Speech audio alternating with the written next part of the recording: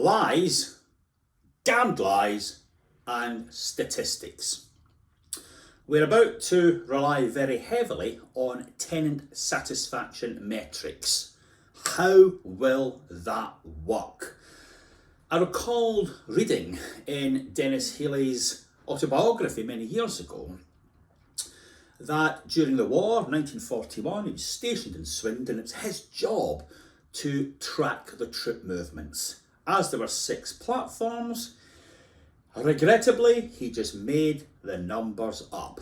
When he subsequently became Chancellor of the Exchequer, he was deeply cynical of any numbers he was given that hadn't been independently verified.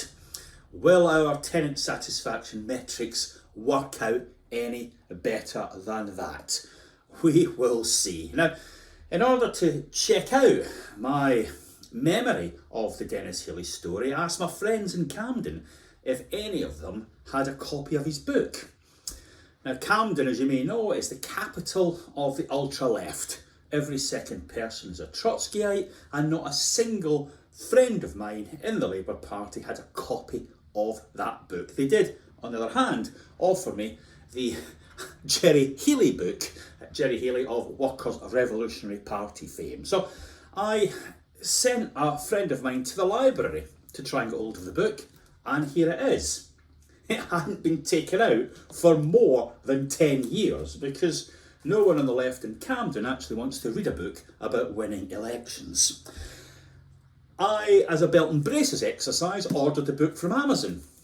Here it is, the American edition. Normally Amazon go to great lengths to hide things they deliver to me by throwing them into the backyard. That was left on the front step because there's no possibility whatsoever of anyone in Camden stealing or wanting to read a book by Denis Healey. But his scepticism about statistics did come to the fore recently again, didn't it? The Office of National Statistics had to revise very deeply its calculations on gross domestic product. At no stage had they checked out figures for energy and healthcare that they had to revise it by multiple percentage points.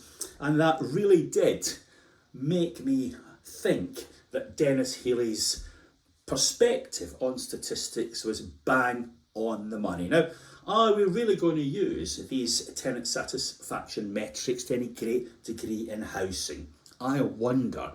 What I noticed recently is a flurry of self-referrals. Now, a couple of years ago, the Office of National Statistics spent a lot of time trying to work out if housing associations were in the private or the public sector. A sharper question is who actually runs our social landlords today.